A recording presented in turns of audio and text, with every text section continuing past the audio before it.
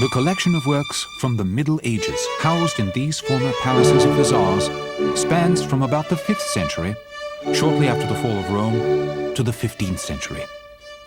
It was a time of dragons and knights, crusades and pilgrimages, chivalry and feudalism. During the Middle Ages, the nations of Europe were formed. The epoch began with a period of barbarism. Warring tribes such as the Visigoths, the Huns, and the Vikings destroyed in the course of 300 years what the Greeks and Romans had taken 3,000 years to build. It was not until about the year 1000 that some semblance of order settled over Europe. The new powers were the feudal lords and the church.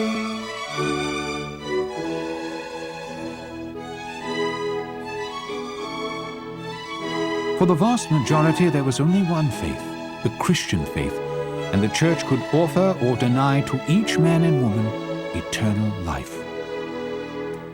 Emphasis shifted from the present to the glories of the hereafter. There was little interest in realistic images of the world. The human body itself was considered not beautiful, but corrupt. So the figures in artistic works like this processional cross were symbolic rather than naturalistic. It is believed that this piece dates from the 11th century.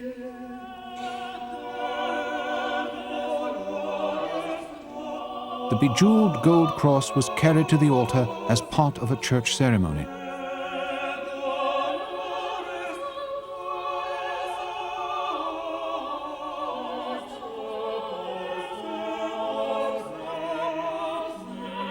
The image of Christ, who sacrificed his life to save mankind, is the central theme of medieval art. St. John and Mary stand by his side in this German Bible cover.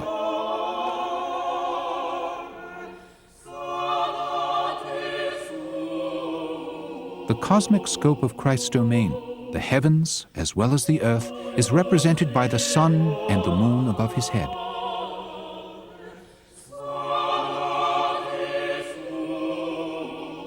Because of the widespread illiteracy of the population, clearly understood symbols were carved into religious works. Signs of the 4 evangelists mark the corners, while Christ sits on a rainbow surrounded by an almond-shaped mandola of divine rays.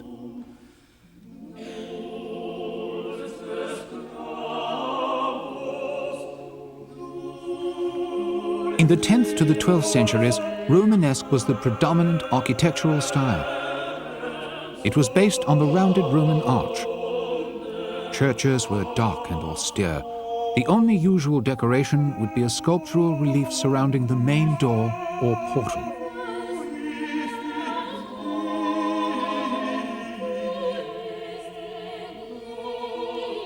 St. Stephen was the first of 7 deacons appointed by the apostles to head the new Christian church. He was one of the first martyrs, stoned to death after a sermon in which he accused the council in Jerusalem of murdering Christ.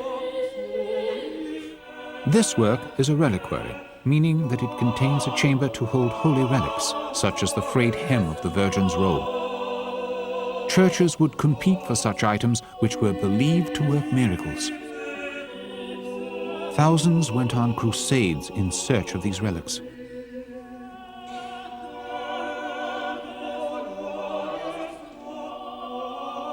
St. Stephen holds in his hands a small case containing the relic.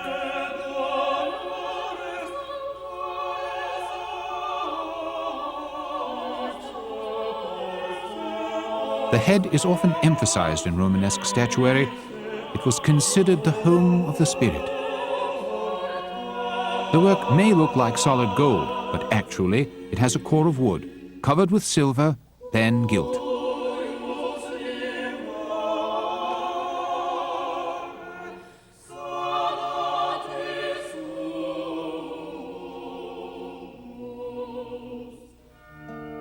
Reliquaries designed to hold the remains of saints were shaped as parts of the human body. We can tell from the sleeve of the vestments that the saint was a bishop. Notice the perfect naturalism of this sculpted hand. It shows that medieval artists were quite capable of rendering 3-dimensional forms when they believed it appropriate.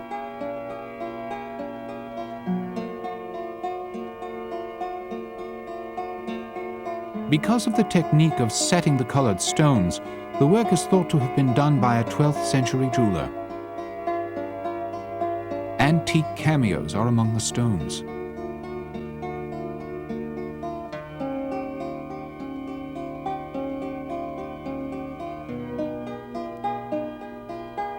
Lavish gold and silver liturgical objects were designed to lead church members to appreciate divine beauty through material splendor.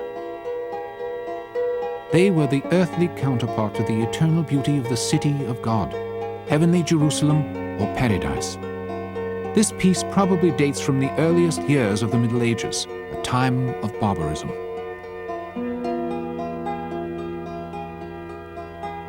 Clues to its age are the artist's use of the acanthus leaves and other tiny classical motifs, holdovers from the now dead Roman Empire. These elements fell into disuse in the later years of the Middle Ages. Because arms of equal length form the cross, we identify the work as a Greek cross. The Latin cross has a long vertical arm and a short horizontal arm. Greek crosses were usually outfitted with a short handle and used for benedictions. It embodied the miracle-working powers of Christ.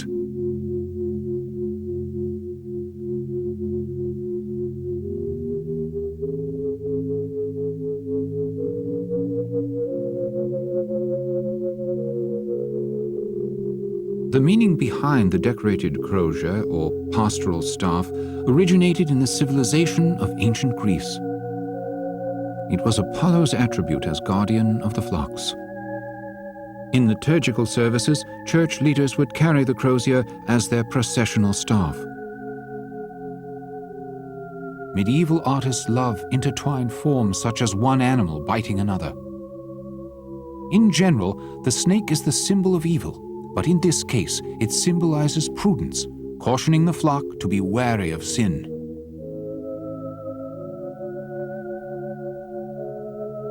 Beginning in the 9th century, pilgrims began to travel throughout Europe to visit holy relics in search of salvation. The French town of Limoges had one of the 5 great pilgrimage churches of Europe along what was called the Pilgrimage Road. Limoges artisans became famous for the elaborate and beautiful reliquaries they produced. This one tells the story of Saint Valerie, a woman from Limoges. After being beheaded by the Romans, Saint Valerie miraculously carried her own head to the church. Here, the Roman council tries to force the citizens of Limoges to worship pagan gods. A butcher executes Valerie for her refusal. Though beautifully crafted, reliquaries still remained, in essence, miniature sarcophagi, designed to hold the remnants of a dead saint and perhaps also to remind the viewer of his own mortality. The architectural details reflected the Romanesque style of the day.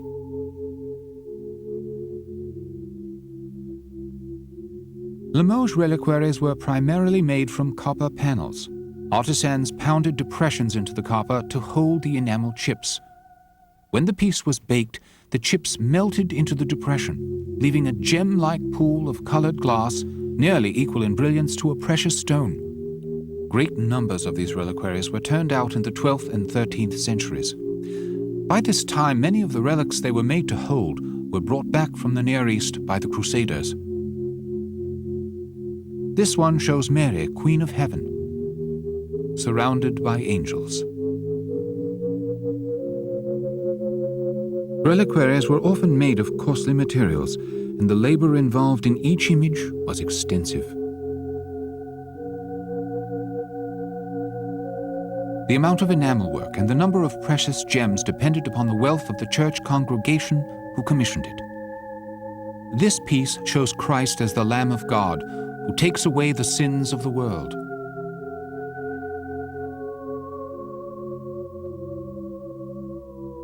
The lamb symbolizes the sinner who may stray from the flock.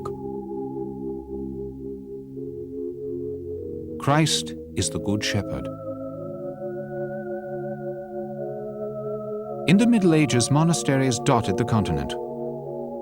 They began as self-sufficient refuges of learning and contemplation in an unsafe world. Limoges artists created covers for the monks' beautiful, hand-lettered, illustrated Bibles.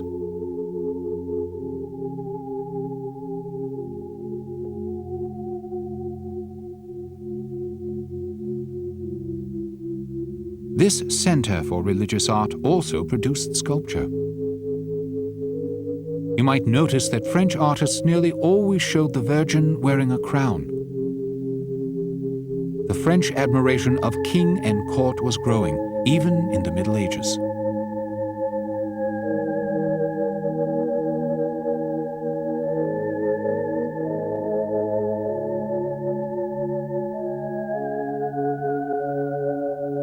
Although art served the church almost exclusively in this era, some articles for secular life were created too. These were often fanciful and imaginative. This aquamanile, shaped as a head, would have been used to hold water at banquets. Here is a bronze statuette of a knight hunting. Behind the knight sits a cheetah, his assistant in the hunt.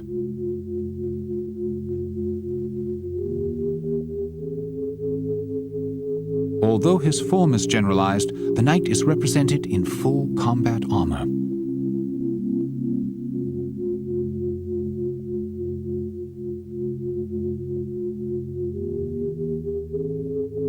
This next washing jug of a knight fighting a dragon is an example of the Gothic style being born in the Romanesque. The figures are full of expression and life, with rather regular proportions that testify to the new abilities of Gothic artists to use their powers of observation.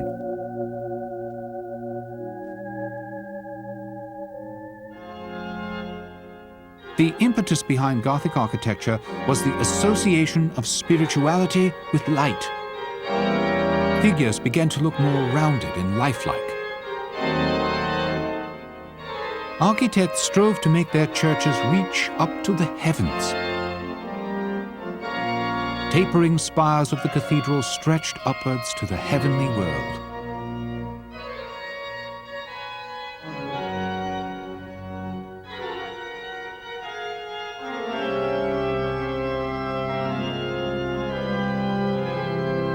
This fragment of a wooden altar is executed in a late Gothic style called flamboyant. Because there were no engineering calculations, the builders had no idea how high was too high or how many windows were too many. Beauvais, the highest French cathedral, collapsed while in construction and had to be rebuilt. No town building was allowed to be higher than the cathedral, and each town strove to build the highest cathedral as a matter of civic pride.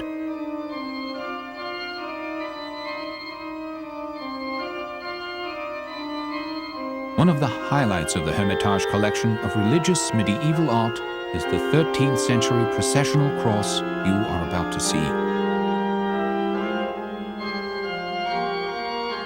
The figures in this work are quite three-dimensional. The piece is elaborately ornate and sophisticated. Each separate portion of the cross carries its own message.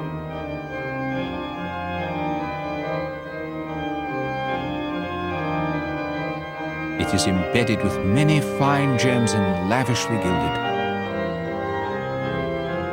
Above Christ's head, the Virgin and St. John stand beside a cross with images of the sun and moon above. On the top, Christ is depicted as King of Heaven on his throne.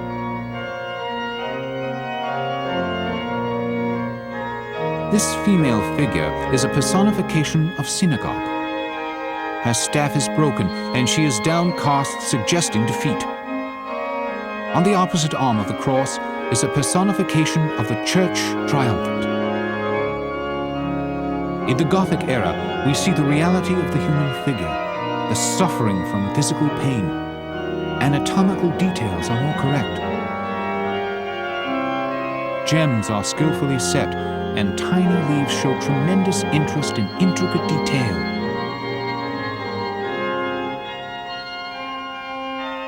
In the Middle Ages, Art's main purpose was to transport the viewer to a world of divine and beautiful reverence.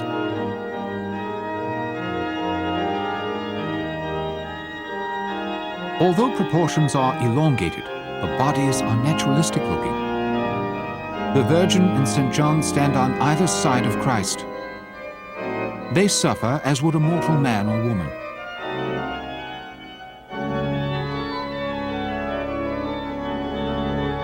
The many tiny leaves make reference to the trees of life and knowledge in the Garden of Eden. The tree of life conferred immortality. The tree of knowledge, wisdom, but along with that wisdom came loss of innocence.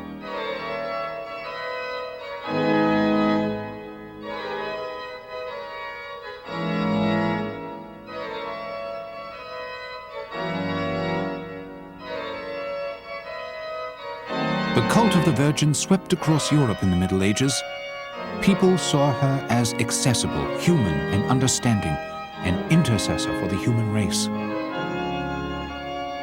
Pilgrims traveled hundreds of miles to pray before the reliquaries containing mere fragments of her personal effects. She was also the object of courtly love, poetry, and ballads, just as the lady of the manor might be to the knights who served her.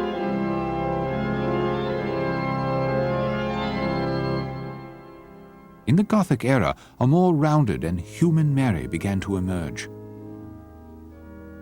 The baby often holds a pomegranate, a symbol of resurrection.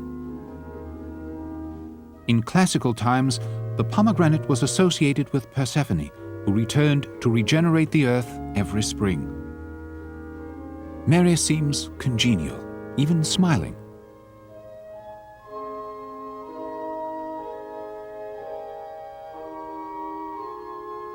Originally, these ivory carvings were painted and gilded, as were the relief figures on this folding altar, but they have never lost their power as art. Christ in heaven is at the peak. To the right, below, are grieving souls denied entrance. To the left are the joyous souls. You see images of Christ's betrayal and crucifixion, and then scenes from his birth.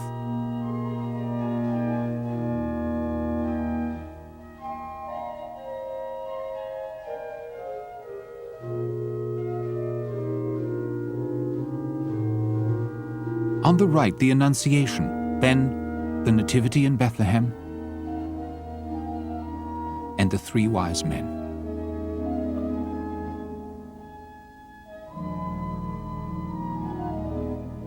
Another panel shows the flight into Egypt from King Herod's threats.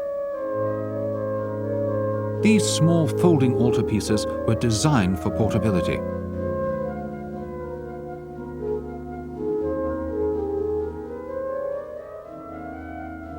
They were known to have been carried by traveling monks and may have accompanied crusading knights.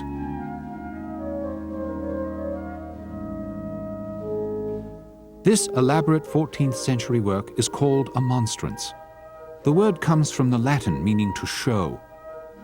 It's a liturgical vessel designed to display the host for the feast of Corpus Christi. Reliquaries were made as before in the shape of a church. But by this era, the simple, austere Romanesque style had been replaced by the Gothic.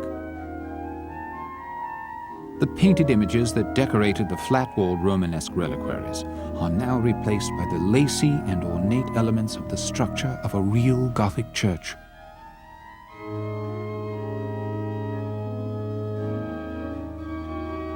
The reliquaries of this epoch are delicate confections of tracery, spires and flying buttresses reaching toward the heavens. Many of these pieces were crowned with lovely miniature statuary.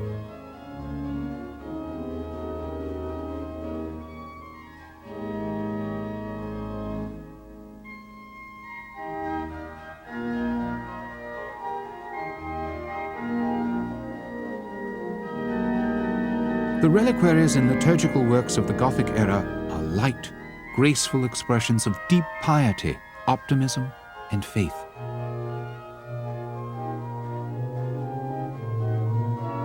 Their fantastic variety is a testimonial to the imaginations of their creators, who are usually artisans united in guilds.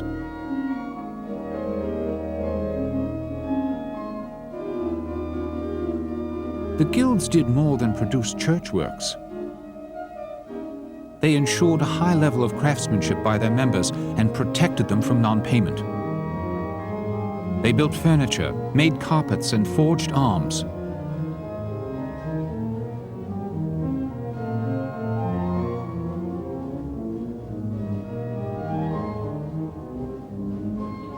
The Hermitage has a large and fascinating collection of armor.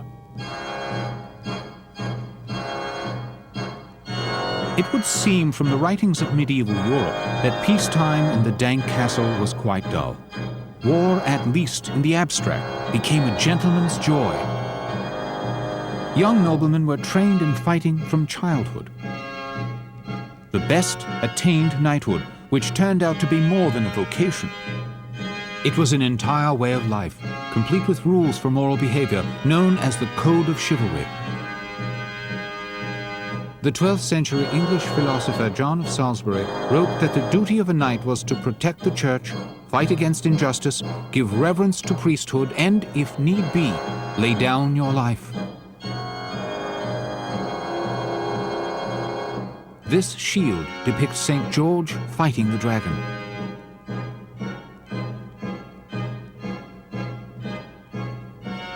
By the 13th century, the dubbing of a knight involved an elaborate ceremony which could take more than a day. The candidate was bathed, then dressed in white clothes with a red robe. For 10 hours he stood or knelt in silence before the altar of weapons. Finally, at dawn, a mass was said for him and he was presented to the Lord. The Lord gave him his armor, and each piece was blessed as he put it on. Last and most important were his spurs. After they were strapped on, an elder knight would strike him one hard blow. This was the last he was expected to endure without return. From this part of the ceremony comes the phrase, "He has won his spurs."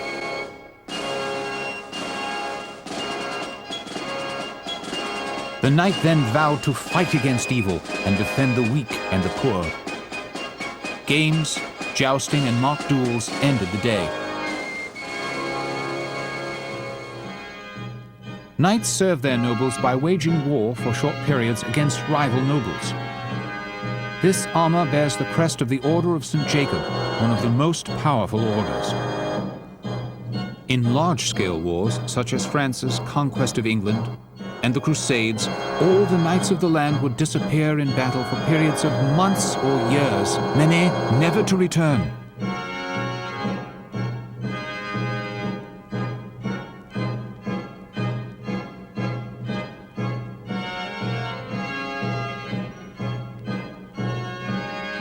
The arbalest was a high-powered bow that could pierce armor from 70 paces.